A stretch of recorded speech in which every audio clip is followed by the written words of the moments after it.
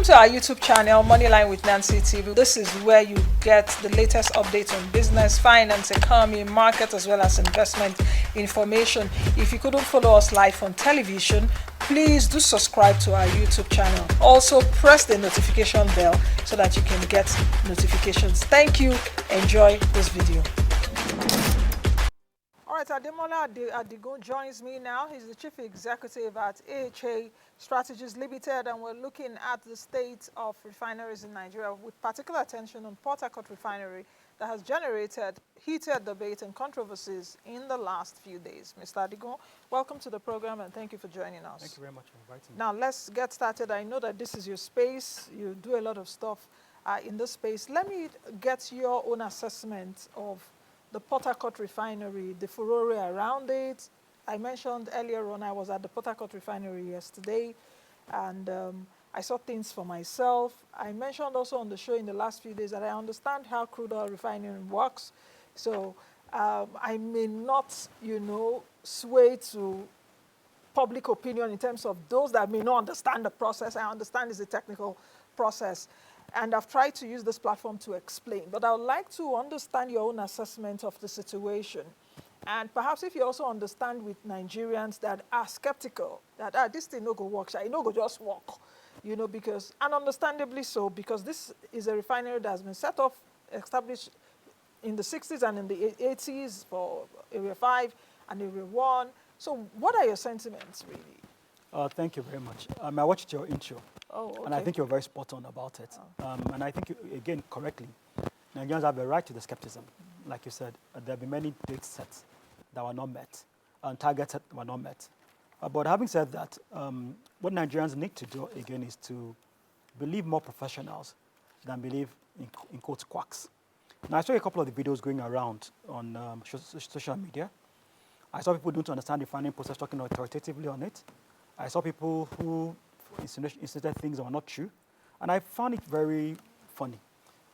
While you have your right to speculate or have your skepticism, you also have a right to interrogate and investigate. You went there yourself. You saw what happened there. And I've said it in other platforms before. The oldest refinery in Nigeria, apart from Dangote, is younger than the newest refinery in Europe. And I'm saying it with all authority. The problem is not the age of refineries. The problem has been politics of refining. I mean, before the government itself tampered with the funds meant for refinery turnaround, refineries were doing well.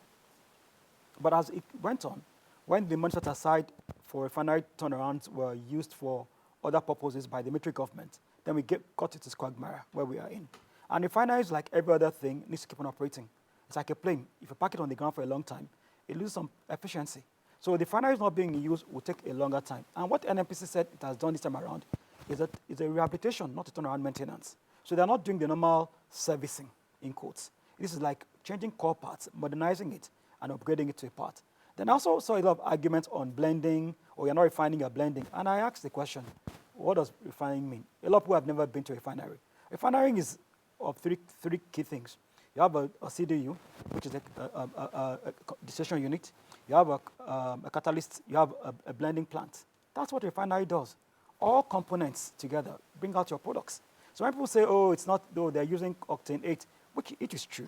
But that's what it's part of the refining process. So what has happened is a lot of misinformation, a lot of skepticism by people for good reasons, and the normal mischief the Nigerians like in such areas. Because it sounds true and it sounds arguably perceptive of my buyers, then I take it. But what you saw was a refinery that's now producing 1.6 million barrels per day. At right now, 960 naira per liter, which is the current price it's producing.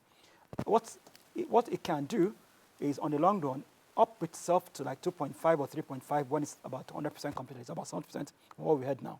And that's the old refinery. And there are 4 refineries in Nigeria, Port Harcourt 1, Port Harcourt 2, Warri and Kaduna. So the more of them that come online, the better for all of us in terms of competition and energy security. I remember when we were having the debate on Dangote Refinery and people were saying, oh, stop importation.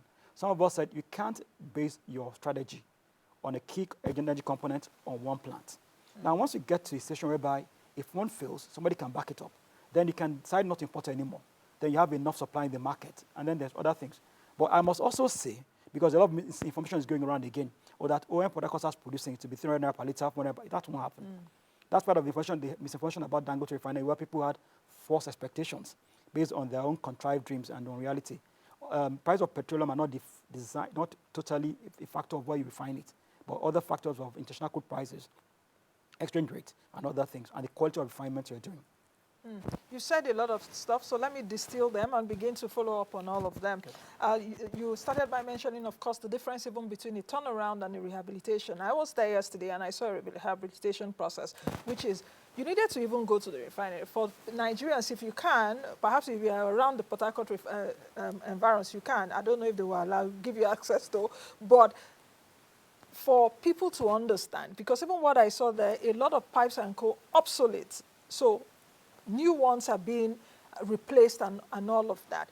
That word, or those two words, turnaround and rehabilitation, those are two words that we've had over the past few years, and people misplace it. So I like the explanation that you gave concerning that. Understandably so that Nigerians will be skeptical about that, because billions of naira, even billions of dollars have gone into all of that. I was chatting with the MD of Port Harcourt Refining Company yesterday, Mr. Onoja, and, you know, I was asking him issues around why is this even taking a long time, you know, and he mentioned to me yesterday, Nancy, logistics issues. There was COVID in 2020.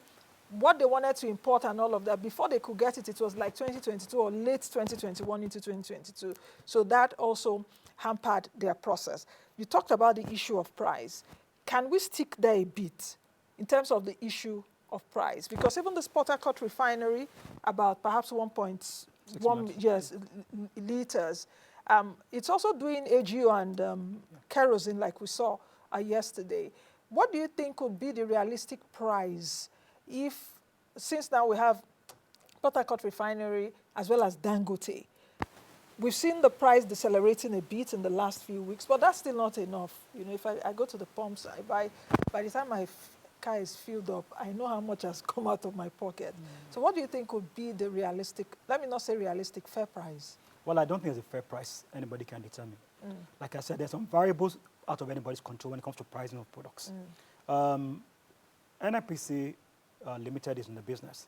You saw there's an MD refineries there. Yeah. He has to make a profit as it is. It's not a charity. I don't think there'll be any subsidy anymore. What determines the price of a product? It's from crude. But there's an naira for crude. But that doesn't make any difference. And I said it several times when people were being very excited about that. I said, I don't understand why the excitement. Whether you're giving crude in naira or giving it in during exchange, somebody's going to get dollars. So that means there's an adjustment for FX. There's an adjustment for dollar. There has to be. There's a naira adjustment for the dollar component. There has to be. Because the extraction of crude is a dollarized process. Your whole contracts, from the time you acquire a lease to your signing bonus to your extraction processes, all the fees are in dollars. The rigs you rent to extract the crude is in dollars. The international market for crude is in dollars. So we can try to sell it in yen, whatever, but you're going to adjust it for dollars. So it doesn't make a difference in real terms. So when people are very excited, I was like, what are you excited about? And that's why even with the naira for crude sales for Dangote, there wasn't any difference for anybody. And again, I've said to myself, I said, why did government get involved in that space? That space should be left for business. People should negotiate their agreements by themselves and sell at the best price for the market. Now, government can decide to subsidize at the retail outlet if they want to, if they can afford to, if they can sustain it. But we've seen what happened when we tried to do that. It didn't work properly. So nobody can tell you this is the price to be determined. Now, if the price of crude keep on falling and the naira strengthens up, then the price of all products will come down, which include petrol, kerosene, aviation fuel, and others. Now, if the crude price keeps on going up, look at the example I use regularly, yam. It's from yam you get flour, yam flour. It's from you get chips. It's from you to get so many things. If yam is a derivative of all these things, the price of yam will determine the output you get. If you buy yam at 10 naira, then everything will come from that 10 naira. So if NNPC gets crude at $60 or $20, other refining inputs, and you talked about the mix, the blending part of it. All these additives are also sourced internationally in most cases, or produced from other factors. So there's a cost to it. So I can't tell you what the cost will be. I know today, from what I've been told, that NNPC sells it at $960. Dangote is doing $970, so there's 10 naira difference there. But then there's other logistic costs. From Port Harcourt to your station in Abuja, the tanker will use diesel. There'll be a driver. The petrol station will use generator to dispense it. It will take time.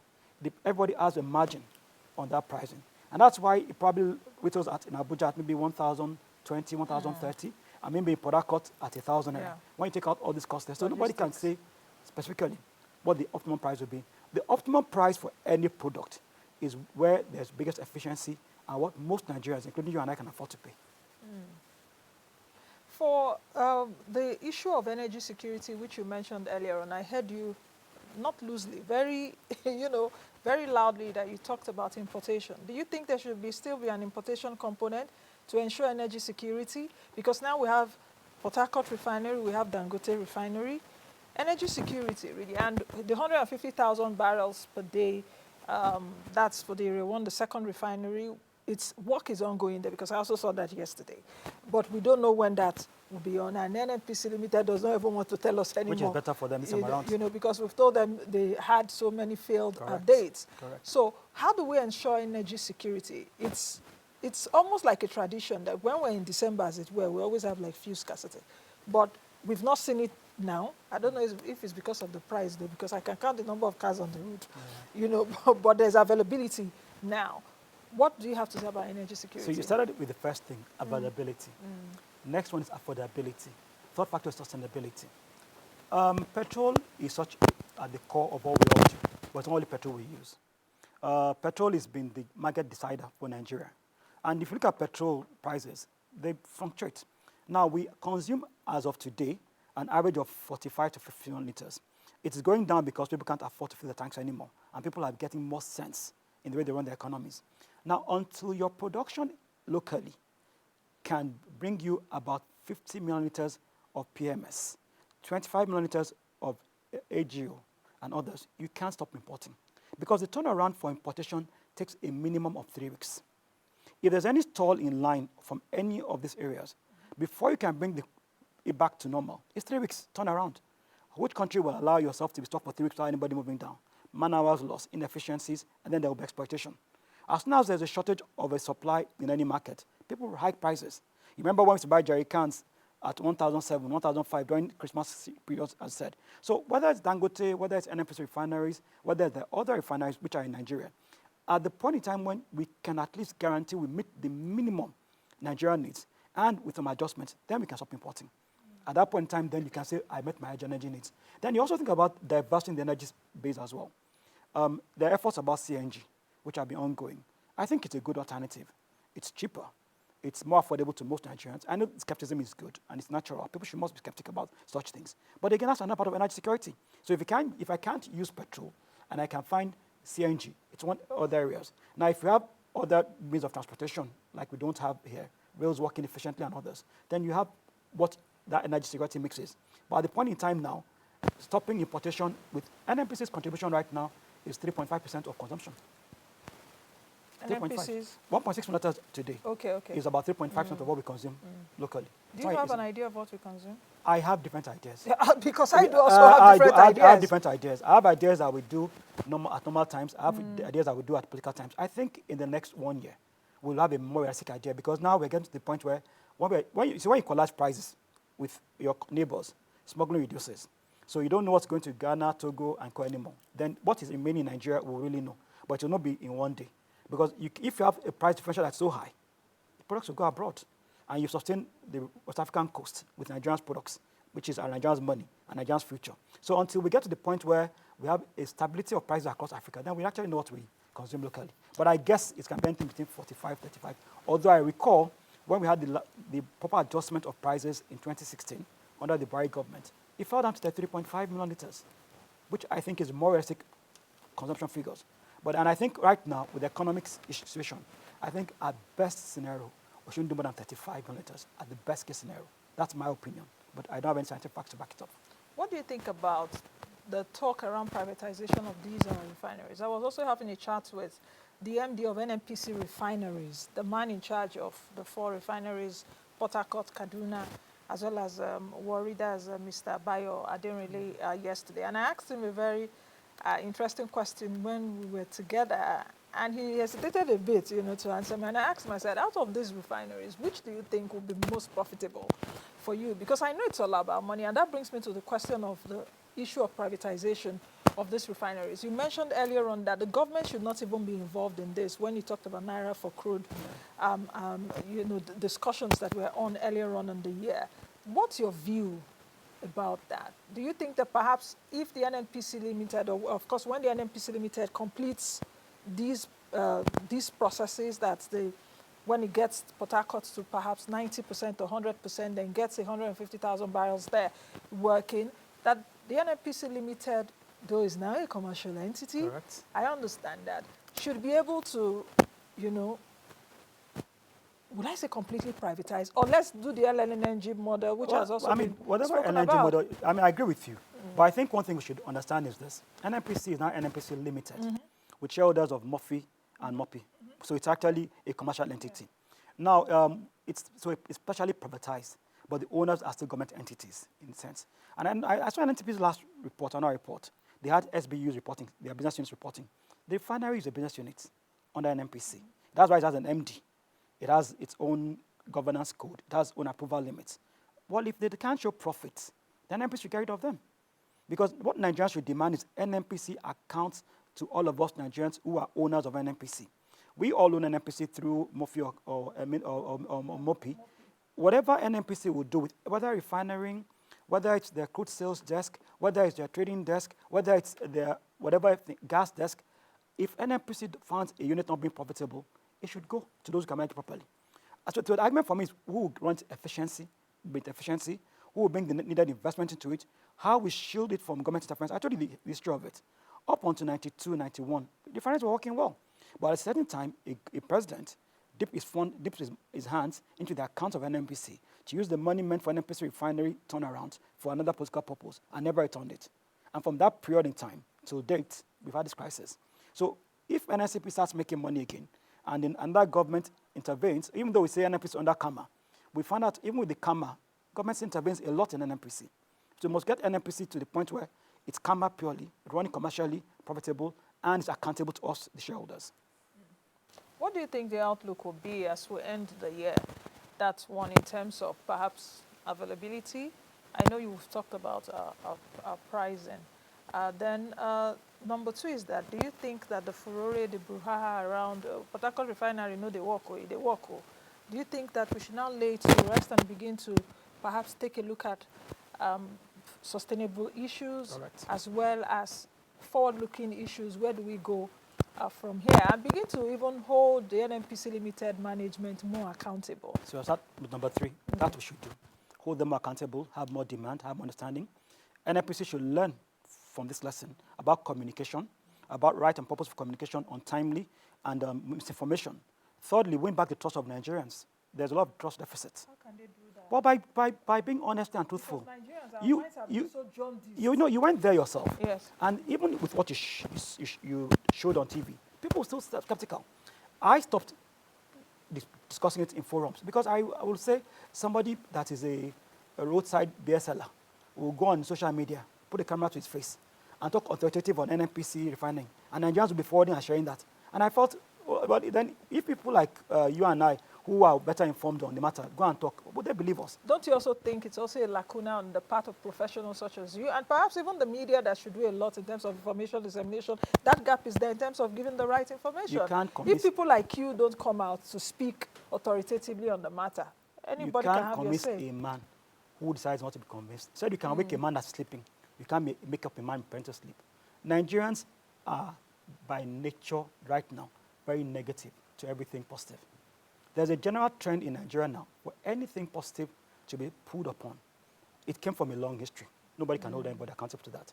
But going back to your question about what we should do going forward, I don't think there'll be scarcity this Christmas. Like you said, who's filling up his tank anymore? I've told somebody joking that if they fill up your tank, they should open champagne for you. If you say pop up champagne, no, Nancy, don't fill tank, because it's true. I fill the tank with a lot of money. Everybody fills the tank, but we're all wiser now, aren't we? Yeah. It's not easy. But I also tell people to embrace alternatives.